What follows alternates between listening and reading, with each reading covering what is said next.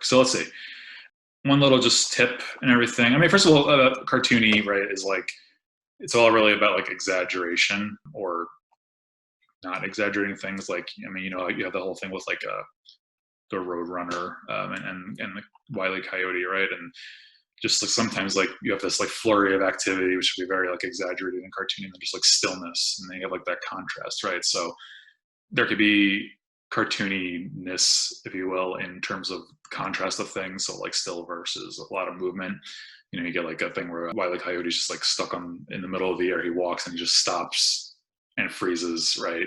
So that's something that's very minimalistic, but is cartoony, if you want to describe it that way. But yeah, I guess when I think of cartoony, I'm thinking of a lot more just like squash and stretch and smears and multiples and all that kind of stuff. So one thing to talk about in cartoon animation is like an example of like tracking the eyes. So my friend Scott, who's actually a teacher here, did this shot. Actually, no, I think this guy Jin did this shot. I think is where Scrat lifts up his body. I'll see if I can find it. In this example, like on a big cartoony move, it's good to use the eyes like as a landmark for the viewer to latch onto. So from him moving up from here all the way to there, or maybe in reverse still, it's, just sort of where the spacing is in relation to these frames, just like the eyes being really close to each other and, squashing here, or if you were to reverse this, still like favoring sort of the bottom before you get to this top pose.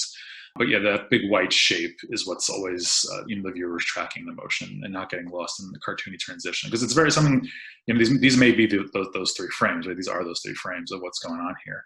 It's just like this craziness, but like we have some semblance of consistency in the shape of the eyes there.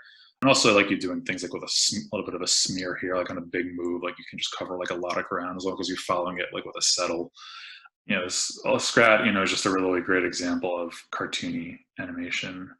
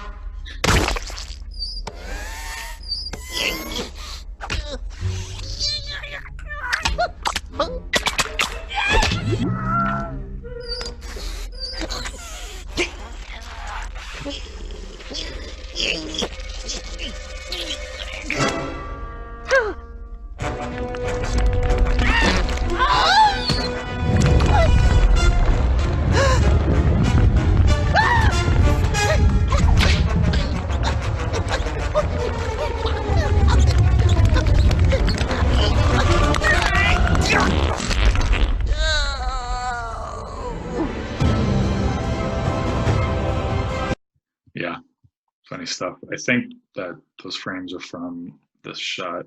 But I mean, like you have like sort of these crazy poses, right? But like in these transitions, like we're following those eyes, even on here. Let's see. I guess wasn't that one, but even something like cartoony like this, like, let's see. Yeah, there's this craziness happening with his skin, right? But like we're also like anchoring our focal point on the eyes here too. So like that's like the consistency there. Yeah, I don't even know how he technically did this, but it's pretty crazy. There's just so much good Scrat stuff. Even when he lifts it up here, it's just going from like this pose to here to here. Like there's that stretch on the eyes there. So there's this big spacing happening with like the jaw or nose bones. But like still like those eyes are what's tracking, and we're able to follow that. And then we know same thing here when he like lifts this up, you're getting like, let's see, 1, 2, 3, like 3 frames. You're able to get like away with a big motion also with just like a big follow through, and then you're like again tracking those eyes again. Pretty crazy stuff you can get away with. Maybe we'll visit this clip a little bit later. Yeah, I always enjoy looking at that stuff. And then like multiples, right? That's another cartoony technique. So whether it be limbs or eyes, or it's just a way of like showing like really fast motion and just sort of what's the word I'm looking for, implying a smear or like motion blur, the way that they used to do it in like the old days. If you look at like the old like Looney Tunes, there's like a lot of like dry brush strokes. Sorry, I can't talk tonight. That like sort of implied that smear was for really fast motion. So something with like spacing like this, when you have Scrat, moving really fast, like when you're deciding on something like eyes, for example, like to place multiples, you're treating them like you're placing 2 or 3 frames of a move on one frame. So you have this move this way, and it's basically you're covering like a lot of ground. So you want to imply like where he's coming from, where he's going to, or where he's coming from, where he's going to, and like you're easing into this motion, right? So you can see this in this image. The eyes are also arranged to stay on this arc. They're all on this path for the most part. This one a little bit minor exception, but it's like you're basically creating essentially what you would see like on a timing chart, or how you would treat your key poses, but you're doing it just all on one frame. So when you're deciding on the placement, think of like animation principles like spacing and arcs. So again, here, like these are all following an arc, and then they're fasting out to an ease in over here, and you get like this nice cushion on the settle there. I'm gonna pull up another example, the shot here. Look at all those multiples, right? Like this really fast motion. That's really just like Scrat's body, or maybe a couple of bodies stretched out, just going really, really fast, and just imply that he's moving super fast. And if you did this with like one eye, just the entire time, you wouldn't get the sense that he's really spinning around it, and it would just probably strobe a lot, Yeah, so really, and those are all like, it's sort of implying like a little bit of uneven spacing. There's some variety going on in between. Looks like a little bit of lids and everything. But, again, all that's something that you're tracking. And then when you come out of it, you still have that eyes there for a little beat, and then you come back up, even though it's very quick, you're following through again.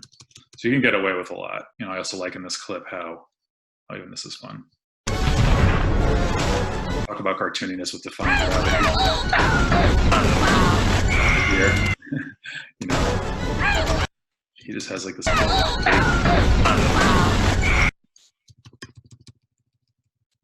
Also doing something fun, like treating like a squash, where like you're shrinking the character, literally scaling down the character.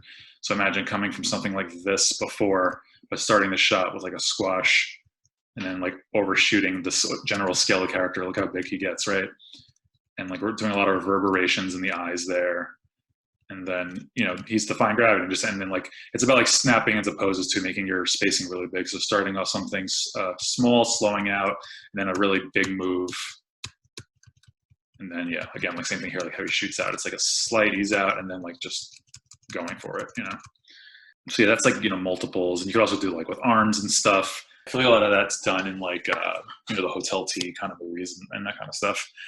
But yeah, it's again just thinking of generally what space you're trying to cover, and then how you treat those poses on that individual frame to make the illusion of a blur or of a smear.